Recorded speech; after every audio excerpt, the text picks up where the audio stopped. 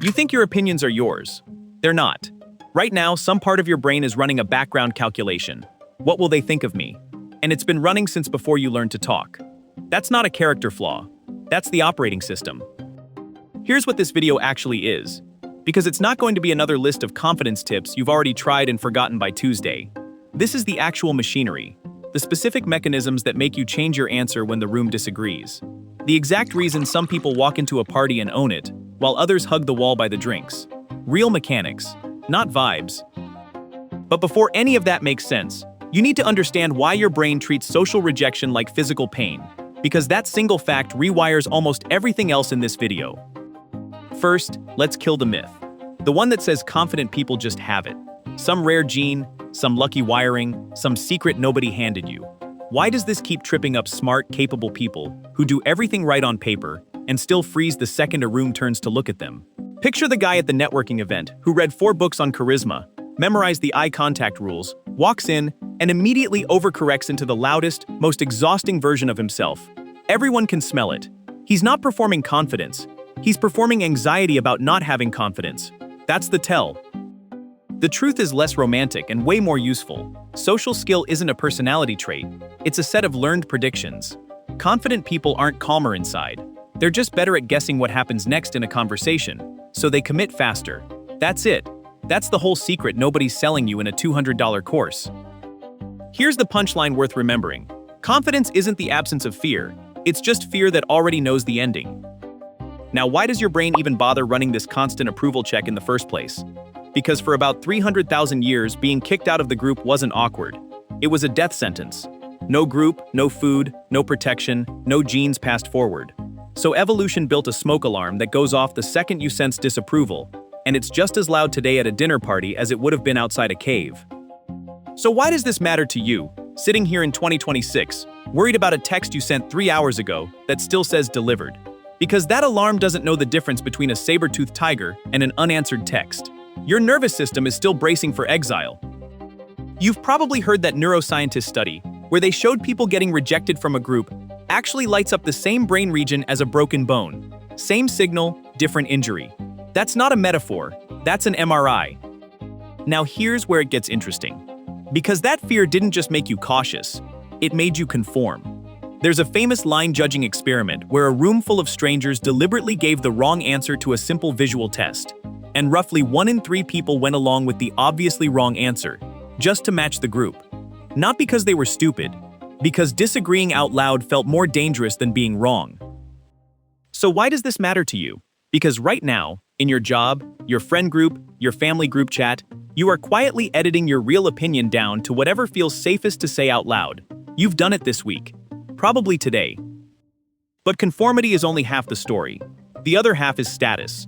And status isn't what you think it is. Status isn't money, and it isn't even attractiveness. Status is how much your presence in a room changes what other people do. Watch a group of coworkers when someone senior walks in. Postures shift, voices adjust, jokes get quieter. Nobody announced a rule. Everyone just recalibrated instantly, like fish turning in a school. That's the mechanism. Status is contagious behavior, not a title on a business card.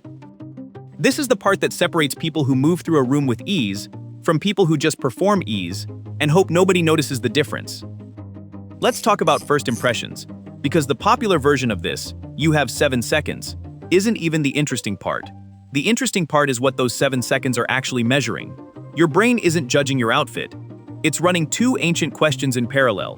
Can I trust this person, and can this person do damage to me? Warmth gets decided almost instantly.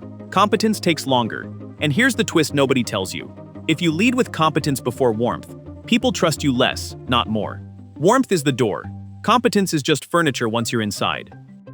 I remember standing at the edge of a college mixer at 20, doing the math in my head on whether it was worth crossing the room to say one sentence to a stranger, and it took 11 minutes, 11 actual minutes, of watching my own feet before I moved. What that room actually cost me wasn't confidence.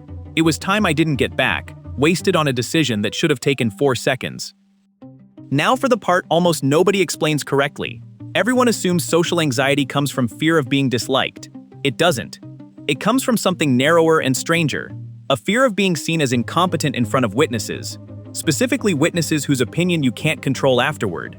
That's why you can be hilarious with your three best friends and completely mute in a meeting with the same joke sitting right there on your tongue. It's not a personality switch. It's an audience risk calculation running in real time. And the size of the audience isn't even the biggest variable. The ambiguity of their judgment is. Here's the twist that reframes everything you just heard. The goal was never to eliminate social fear.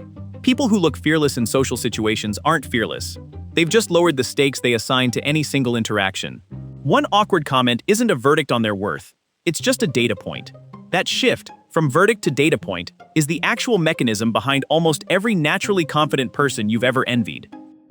Social skill isn't about becoming someone new. It's about lowering the courtroom you've built in your head down to the size of a suggestion box. So what does this actually look like when you drop it into a real week of your life? Imagine someone who spent years staying quiet in meetings, finally testing this shift. They don't rehearse a speech. They just say the true thing, one beat earlier than they normally would, before the fear finishes its calculation. First, they'd notice the urge to soften an opinion, and let it through unsoftened just once. Then, a few days later, they'd catch themselves mirroring the room's energy out of habit, and instead hold their own for 4 extra seconds before adjusting. Somewhere in that same week, they'd walk toward the stranger instead of the safe corner, not because the fear disappeared, but because they'd stopped treating the fear as information about the outcome. None of this requires becoming louder. Extroversion was never the goal. Accuracy was. The quiet people who read a room correctly and speak once with weight beat the loud people guessing out loud every time. And you've watched this happen in real meetings without naming what you were seeing. Here's the part that actually explains why some people seem to attract others effortlessly, and it has almost nothing to do with charisma. It's responsiveness. The simple, almost boring act of proving, through small consistent signals, that you actually heard what someone said and it changed your next sentence. That's the entire mechanism behind feeling connected to someone. Not shared interests, not chemistry, responsiveness. People don't fall for the interesting, they fall for the felt. Which is hilarious, because an entire industry sells charisma as some rare export from a handful of magnetic people, when the actual skill is closer to good listening with better timing. So if status is contagious, and warmth opens doors competence can't, and fear is just miscalibrated stakes, where does that leave you on a random Tuesday, standing in a break room, deciding whether to speak up?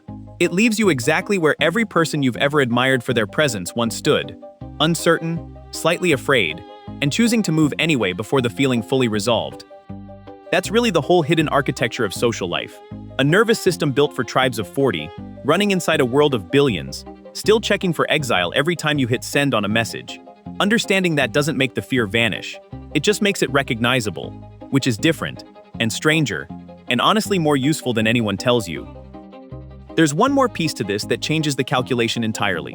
What happens to all of this once you're not reading a room of strangers, but the one person you're actually trying to keep? And that's a very different kind of psychology.